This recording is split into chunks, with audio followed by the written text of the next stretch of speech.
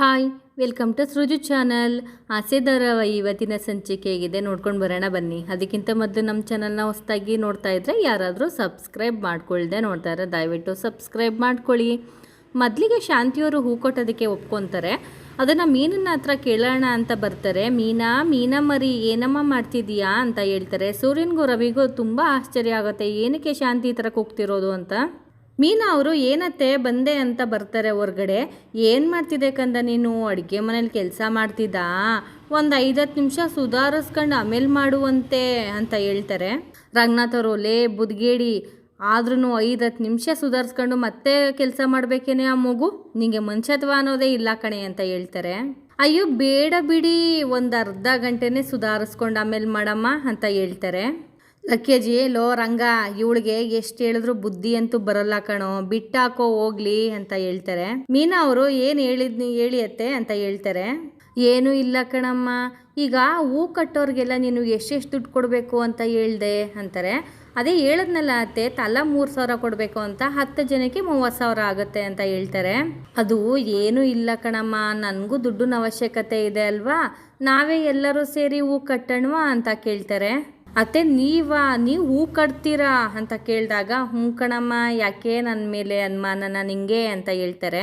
ಸೂರ್ಯ ಅವರು, ಅನುಮಾನ ಅಲ್ಲ ಅನುಮಾನನೇ. ಶಾಂತಿ, ನಿನ್ನ ಕೈಲಾಗುತ್ತಾ, ನೀನು ಹೂ ಕಟ್ತೀಯ ಸೆಕ್ರೆ ಅಂತ ಕೇಳ್ತಾರೆ. ಲೋ, ನೀನು ಬಾಯಿ ಮುಚ್ಕೊಂಡು ಸುಮ್ಮನೆ ಕೂತ್ಕೊಳ್ಳೋ ಅಂತ ಶಾಂತಿಯವರು ಬೈತಾರೆ.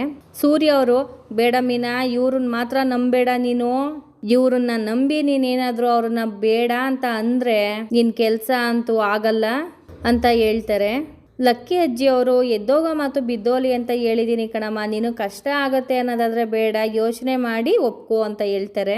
ರಂಗನಾಥ್ ಅವರು, ಯಾವ ಬಲವಂತನೂ ಇಲ್ಲ ತಾಯಿ, ನಿನಗೇನಾದ್ರೂ ಇವರು ಮಾಡ್ತಾರೆ ಅನ್ನೋ ನಂಬಿಕೆ ಇದ್ದರೆ ನೀನು ಸೇರಿಸ್ಕೊ, ಇಲ್ಲ ಅಂತಂದರೆ ನೀನು ಅವರನ್ನೇ ಕರೆಸಿ ನೀನು ಕಟ್ಟಿಸ್ಕೊ ಅಂತ ಹೇಳ್ತಾರೆ. ಅಷ್ಟರಲ್ಲಿ ನೀಲಾ ಅನ್ನೋರು ಫೋನ್ ಮಾಡ್ತಾರೆ. ಶಾಂತಿಯವರು, ಅಯ್ಯೋ ಅಯ್ಯೋ ಅಯ್ಯೋ, ಯಾರೋ ನೀಲಾ ಅಂತಲ್ಲೇ, ಎಷ್ಟು ಜನ ಕೇಳಿದ್ಯಾ ಹೂ ಕಟ್ಟೋದಕ್ಕೆ, ಎಲ್ಲರೂ ಸುತ್ಕೊಂಡು ಎತ್ಕೊಂಡು ಹೋಯ್ತಾರೆ ಕಣೆ, ನಾವೇ ಕಟ್ಕೋಣ ಅಂತ ಹೇಳ್ತಾರೆ. ಮೀನಾ ಅವರು ಫೋನ್ ರಿಸೀವ್ ಮಾಡಿ, ಇಲ್ಲ ಅಕ್ಕ, ಇವತ್ತು ಹೂ ನಾವೇ ಕಟ್ಕೋತೀವಿ ಅಂತ ಹೇಳ್ತಾರೆ. ಸರಿ ಆಯಿತು, ಎಲ್ಲರಿಗೂ ಹೇಳ್ಬಿಡಿ ಅಂತ ಹೇಳಿ ಫೋನ್ ಕಟ್ ಮಾಡ್ತಾರೆ. ಸೂರ್ಯ ಅವರು, ಲೇ ಮೀನಾ, ಯಾಕೆ ಒಪ್ಕೊಂಡೆ, ನಿನಗೆ ನಿಜವಾಗ್ಲೂ ನಂಬಿಕೆ ಇದೆಯೇನೆ ಅಂತ ಹೇಳ್ತಾರೆ. ಹೌದು ರೀ, ನನಗೆ ಅತ್ತೆ ಮೇಲೆ ಸಂಪೂರ್ಣ ನಂಬಿಕೆ ಇದೆ ಅಂತ ಹೇಳ್ತಾರೆ. ಶಾಂತಿಯವರು, ಅಷ್ಟೇ ಮತ್ತೆ, ನೀವು ಸುಧಾರಿಸ್ಕೊಳ್ಳಿ ಅತ್ತೆ, ನಾನೇ ಕಟ್ಕೋತೀನಿ ಅಂತ ಹೇಳ್ತಾಳ, ಇಲ್ಲ ನೀವು ಕಟ್ಟಿ ಅಂತ ಹೇಳ್ತಿದ್ದಾಳೆ ಅಂತಾರೆ. ರಂಗನಾಥ್ ಅವರು, ಥೂ ನಿನ್ನ, ಎಷ್ಟು ಉಗಿದ್ರು ಈ ಜನ್ಮಕ್ಕೆ ಬುದ್ಧಿ ಮಾತ್ರ ಬರಲ್ಲ ಅಲ್ವಾ ಅಂತ ಹೇಳ್ತಾರೆ. ಲಕ್ಕಿ ಅಜ್ಜಿ, ಶಾಂತಿ, ಇದು ನಿನ್ನ ಕೈಲಾಗಲ್ಲ, ಸರಿ ಬಿಡು ಆಯಿತು, ಮೀನಾ ಫೋನ್ ಮಾಡ್ಬಿಟ್ಟು ಎಲ್ಲರನ್ನೂ ಬರೋಕೆ ಹೇಳಮ್ಮ, ಅವ್ರ ಕೈಲೇ ಹೂ ಕಟ್ಟಿಸ್ಕಮ್ಮ ಅಂತ ಹೇಳ್ತಾರೆ. ಇಲ್ಲ ಇಲ್ಲ ಮೀನಾ, ನಾನೇ ಕಟ್ತೀನಿ ಅಂತ ಹೇಳ್ತಾರೆ. ರಂಗನಾಥ್ ಅವರು, ಸುಮ್ಮನೆ ಹೂ ಕಟ್ತೀನಿ ಅಂತ ಹೇಳೋದಲ್ಲ, ತಲಾ 100 ಹೂ ಕಟ್ಟಬೇಕು ಎಲ್ಲರೂ. 100 ಹೂನಾ ನಾನಾ ಅಂತ ಹೇಳಿದಾಗ, ನೀನೇ ಕಟ್ಟಬೇಕು, ನೀನು, ಮನೋಜ, ನಾನು ಎಲ್ಲರೂ 100 ಹೂ ಕಟ್ಟಿದ್ರೇ ಕಟ್ಟಕ್ಕಾಗೋದು, ಇಲ್ದೇನೆ ಹೋದರೆ ಆಗಲ್ಲ ಅಂತ ಹೇಳ್ತಾರೆ. ಸೂರ್ಯ ಅವರು, ನಾನು ಯಾರನ್ನೂ ಬೇಕಾದರೂ ನಂಬ್ತೀನಿ, ಆದರೆ ಈ ಪೆಂಗಿನ ಮಾತ್ರ ನಾನು ನಂಬಲ್ಲ ಅಂತ ಹೇಳ್ತಾರೆ. ನನಗೆ ಸುಳ್ಳು ಹೇಳಕ್ಕೆ ಬರಲ್ಲ ಕಣೋ, ಹೌದು ನನಗಂತೂ ಹೂ ಕಟ್ಟಕ್ಕೆ ಬರಲ್ಲ, ಬೇಕಾದರೆ ಹೂ ಕಟ್ಟೋರ್ಗೆಲ್ಲರಿಗೂ ಏನು ಬೇಕು ಅದನ್ನು ನಾನು ಸಪ್ಲೈ ಮಾಡ್ತೀನಿ ಅಂತ ಹೇಳ್ತಾರೆ. ರವಿ ಅವರು, ಅಲ್ಲ ಕಣ ಮನೋಜ, ಕಾಫಿ ತಗೊಂಡ್ ಬಾ ಅಂತಂದ್ರೆ ಕಾಫಿ ತರಕ್ ಹೋಗಿ ನೀನು ಅಲ್ಲೇ ನಿದ್ರೆ ಮಾಡ್ಬಿಟ್ರೆ ಏನೋ ಮಾಡೋದು, ಇವಾಗ ಸಹಾಯ ಮಾಡ್ತೀನಿ ಅನ್ನೋದು, ಆಮೇಲೆ ಲೊಟ್ಟೆ ಬನ್ನಿ ಅಂತಂದ್ರೆ ಎಲ್ಲಿಗಪ್ಪ ಹೋಗೋದು ಅಂತ ಹೇಳ್ತಾರೆ. ರಂಗನಾಥ್ ಅವರು, ನೋಡು ಶಾಂತಿ, ನಿಮ್ಮ ಆಟಕ್ಕೆ ಪಾಪ ಮಗು ಹೆಸರು ಕೆಟ್ಟಿಸ್ಕೊಳ್ಳೋದು ಬೇಡ, ನಿನ್ನ ಕೈಲಿ ಆಗುತ್ತೆ ಅಂತಂದರೆ ಒಪ್ಕೋ ಅಂತ ಹೇಳ್ತಾರೆ. ಇಲ್ಲ ರೀ, ನಾನು ಕಟ್ತೀನಿ ಅಂತ ಒಪ್ಕೊತಾರೆ. ಮಮ್ಮಿ, ನಿನ್ನ ಕೈಲಿ ಆಗುತ್ತೆ ಮಮ್ಮಿ, ಎಲ್ಲರೂ 500 ಹೂನಾರ ಕಟ್ಟಗಂಟ ನೀನು 50 ಹೂನಾರ ಕಟ್ಟಿರ್ತೀಯ ಅಂತಂದಾಗ, ಮನೋಜ, ಡೈವರ್ಸ್ ಒಂದು ಸಿಗ್ಲಿ ಕಣೋ ನಿನಗೆ, ಮಾಡ್ತೀನಿ ಅಂತಂದಾಗ, ಮಮ್ಮಿ ಮದುವೆ ಮಾಡೋದನ್ನೇ ಮಾಡ್ತೀಯ, ಒಳ್ಳೆ ಹುಡುಗಿನ ನೋಡಿ ಮದುವೆ ಮಾಡ್ಬಿಡು ಮಮ್ಮಿ ಅಂತ ಹೇಳ್ತಾರೆ. ಅಯ್ಯೋ ಹಾಳಾದವನೇ, ನನ್ನ ಕೈಲಂತೂ ಆಗಲ್ಲ ಅಪ್ಪ ಅಂತ ಕಿರುಚ್ಕೊತಾರೆ ಶಾಂತಿಯವರು. ಆಫೀಸ್ನಲ್ಲಿ ಮಂಜು ಮತ್ತು ಅವ್ರ ಫ್ರೆಂಡು ಮಾತಾಡ್ತಾ ಇರ್ತಾರೆ. ಮಂಜು ಅವ್ರ ಫ್ರೆಂಡು ಕಂಗ್ರಾಟ್ಸ್ ಹೇಳಿ ಹೋಗ್ತಾರೆ. ತಾರಾ ಅವರು ಕ್ಯಾಬಿನಲ್ಲಿ ಫೋನಲ್ಲಿ ಮಾತಾಡ್ತಾ ಇರ್ತಾರೆ. ಬಂದು ಮಂಜು ಅಂತ ಹೇಳ್ತಾರೆ. ಏನ್ ಹೇಳಿ ಮೇಡಮ್ ಅಂತಂದಾಗ, ನೀವೇನಾದ್ರು ನಂಗೆ ಸರ್ಪ್ರೈಸ್ ಕೊಡ್ಬೇಕು ಅಂತ ಪ್ಲಾನ್ ಮಾಡ್ತಿದ್ದೀರಾ ಅಂತ ಹೇಳ್ತಾರೆ. ನಾನಾ ಸರ್ಪ್ರೈಸಾ ಏನಕ್ಕೆ ಅಂತ ಹೇಳ್ತಾರೆ. ಏನೂ ಇಲ್ಲ ಬಿಡಿ ಅಂತ ಹೇಳಿ ತಾರಾ ಅವರು ಹೊರಟೋಗ್ತಾರೆ. ಮಂಜು ಫ್ರೆಂಡ್ ಬಂದು ನಗಾಡ್ತಾ ಇರ್ತಾರೆ. ಯಾಕೋ ನಗಾಡ್ತಾ ಇದ್ಯಾ, ಸರಿ ನೀನ್ ನನ್ಗೆ ಕಂಗ್ರಾಟ್ಸ್ ಹೇಳಿದ್ದೇನಕ್ಕೆ ಅಂತ ಹೇಳ್ತಾರೆ. ದೊಡ್ಡೋರು ಏನ್ ಹೇಳಿದಾರೆ ಹೇಳು ಅಂತಂದಾಗ, ದೊಡ್ಡೋರು ಬೇಜಾನ್ ಹೇಳಿದ್ದಾರೆ, ಈಗ ಏನ್ ಬೇಕಪ್ಪ ನಿಂಗೆ ಅಂತ ಹೇಳ್ತಾರೆ ಮಂಜು ಅವರು. ಇವತ್ತು ಮಾಡೋದನ್ನ ಈಗಲೇ ಮಾಡು ಅಂತ ಹೇಳಿಲ್ವಾ ಅಂತ ಹೇಳ್ತಾರೆ. ಅದಕ್ಕೇನು ಇವಾಗ ಅಂತಂದಾಗ, ಯಾವಾಗಲೂ ನಿಮಗೆ ಮದುವೆ ಆಗೋದು, ಇವಾಗಲೇ ನಾನು ಕಂಗ್ರಾಟ್ಸ್ ಹೇಳ್ತಾ ಇದ್ದೀನಿ ಅಷ್ಟೇ ಅಂತ ಹೇಳ್ತಾರೆ. ಏನೋ ಏನ್ ಆಗಿದೆ ನಿಂಗೆ, ಏನ್ ಮಾತಾಡ್ತಿದೀಯಾ ಅಂತ ಹೇಳ್ತಾರೆ. ಹೌದು, ಇರೋದನ್ನೇ ಹೇಳ್ತಾ ಇದ್ದೀನಿ. ಇವತ್ತು ನೀನು ಕನಕ ಅವ್ರ ಜೊತೆ ಮಾತಾಡ್ತಿದ್ದೆ ತಾನೇ ಅಂತಾರೆ. ಹೌದು ಮಾತಾಡ್ತಿದ್ದೆ, ಏನೀಗ ಅಂತಂದಾಗ ಮೇಡಮ್ ನನ್ನ ಕರೆದು ಯಾರದು ಕನಕ ಅಂತ ಕೇಳಿದ್ರು. ನಾನು ಸೆಕೆಂಡ್ ಲವ್ ಅಂತ ಹೇಳ್ದೆ. ಅವರು ತುಂಬಾ ಕೋಪ ಮಾಡ್ಕೊಂಡ್ರು. ಆಮೇಲೆ ಅವ್ರ ಅಕ್ಕ ಮೇಡಮ್ ಅಂತ ಹೇಳಿದ್ಮೇಲೆ ತುಂಬಾ ಖುಷಿ ಪಟ್ರು ಅಂತ ಹೇಳ್ತಾರೆ. ನೀನ್ ಇದೆಯಲ್ಲ, ಏನ್ ಮಾಡ್ತೀಯ ಗೊತ್ತಾ ನೀನು ಅಂತ ಹೇಳಿ ಬೈತ್ ಕಳಿಸ್ತಾರೆ. ಸೂರ್ಯ ಮತ್ತೆ ರವಿ ಅವರು ಹೊರಗಡೆ ಮಾತಾಡ್ತಾ ಇರ್ತಾರೆ. ಮನೋಜ್ ಅವರು ಕೂಡ ಬರ್ತಾರೆ. ಏನ್ರೋ ಅಪ್ಪಿಗಳ ನೀವು, ನಾನಿಲ್ಲಿ ದೊಡ್ಡ ಮಂಚ, ಮನೆಗೆ ಹಿರಿ ಮಗ, 5 ಡಿಗ್ರಿ ಮನೋಜ, 50,000 ಒಂದ್ಸಕ್ಕೆ ತುಂಬಾ ಕಷ್ಟ ಪಡ್ತಾ ಇದ್ದೀನಿ. ನೀವು ಇಲ್ಲಿ ಅರಟೆ ಹೊಡ್ಕೊಂಡು ಖುಷಿಯಾಗಿದ್ದೀರಲ್ಲ, ಇದು ನಿಮ್ಗೆ ಒಳ್ಳೇದೇನ್ರೋ ಅಂತ ಕೇಳ್ತಾರೆ. ರವಿ ಅವರು, ನೋಡ್ದ ಮನೋಜ, ಎಷ್ಟೇ ದೊಡ್ಡ ಮನುಷ್ಯ ಆದ್ರೂ ಅಷ್ಟೇನೆ ಒಂದೊಂದು ರೂಪಾಯಿಗೂ ಎಷ್ಟು ಕಷ್ಟ ಪಡ್ಬೇಕಾಗತ್ತೆ ಅನ್ನೋದನ್ನ ಅರ್ಥ ಮಾಡ್ಕೊಳ್ಳೋ ಅಂತ ಹೇಳ್ತಾರೆ. ಹೇಳ್ತೀರಪ್ಪ ಎಲ್ಲರೂ ಹೇಳ್ತೀರಾ, ಬರೀ ನನಗೆ ಮೋಸ ಮಾಡೋರೇ ಆಗೋದ್ರು ಎಲ್ಲರೂ. ಆ ಛಾಯಾ ಮೋಸ, ರೋಹಿಣಿ ಮೋಸ, ಕೊನೆಗೆ ಆ ಸೌಮ್ಯ ಚಿನ್ನೂ ಮೋಸ ಅಂತ ಹೇಳ್ತಾರೆ.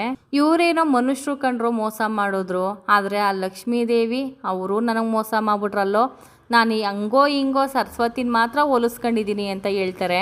ಸೂರ್ಯ ಮತ್ತೆ ರವಿ ಅವರು ಜೋರಾಗಿ ನಗಾಡಿ, ಪೆಂಗ್ಯ, ನಿನ್ಗೆ ಸರಸ್ವತಿನೂ ಹೊಲ್ದಿಲ್ಲ ಕಣೋ, ಸರಸ್ವತಿ ಹೊಲ್ದಿದ್ರೆ ನೀನು ಮೋಸನೇ ಹೋಯ್ತಿರ್ಲಿಲ್ಲ ಅಂತ ಹೇಳ್ತಾರೆ. ಹಂಗಾದ್ರೆ ನನಗೂ ಅವರು ಮೋಸ ಮಾಡ್ಬಿಟ್ರಾ ಅಂತ ಹೇಳ್ತಾರೆ. ಸರಿ, ಹಂಗಿದ್ರೆ ನೀವಾದ್ರೂ ಲಕ್ಷಾಧಿಪತಿಗಳಾಗ್ಬೇಕಿತ್ತಲ್ಲ, ನೀವ್ಯಾಕೆ ಹಿಂಗೆ ಇದ್ದೀರಾ ಅಂತ ಹೇಳ್ತಾರೆ. ರವಿ ಅವರು, ಯಾಕಪ್ಪ ನೀನ್ ಕೇಳ್ದಾಗ ನಾನೇನು ದುಡ್ಡು ಕೊಡ್ಬೇಕಿತ್ತ ನಿಂಗೆ ಅಂತ ಹೇಳ್ತಾರೆ. ನಾನು ಯಾವಾಗ್ಲೂ ಕೇಳ್ತಿರ್ಲಿಲ್ಲ ಕಣ್ರೋ, ಅವಾಗ ಕೇಳ್ತಿದ್ದೆ ಅಷ್ಟೇ ಅಂತ ಹೇಳ್ತಾರೆ. ಸೂರ್ಯ ಅವರು, ಪೆಂಗ್ ಬಡೇತದೆ, ನಾನೊಂದು ಮಾತು ಕೇಳ್ತೀನಿ ಹೇಳು ಅಂತ ಹೇಳ್ತಾರೆ.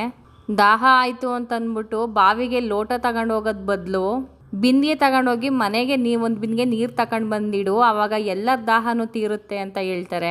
ಓಹೋಹೋ, ಏನ್ ಹೇಳ್ಬಿಟ್ಟೆ ಅಪ್ಪಿ, ಜಾಸ್ತಿ ನನ್ನಷ್ಟು ಓದಿಲ್ಲ ಅಂತಂದ್ರೂ ಇಂಥ ಮಾತೆಲ್ಲ ಚೆನ್ನಾಗಿ ಹೇಳ್ತೀಯ ಕಣೋ ಅಂತ ಹೇಳ್ತಾರೆ. ಇನ್ನು ಮುಂದೆ ನಾನು ಕೂಡ ಅವಕಾಶಕ್ಕೋಸ್ಕರ ನಾನುವೇ ಕಾಯ್ತೀನಿ, ಇನ್ನೂ ದೊಡ್ಡ ಮನುಷ್ಯ ಆಯ್ತೀನಿ ನಾನು ಅಂತ ಹೇಳ್ತಾರೆ. ಅಷ್ಟು ಮಾಡಪ್ಪ ಅಂತ ಹೇಳಿ ಹೊರಡ್ತಾರೆ.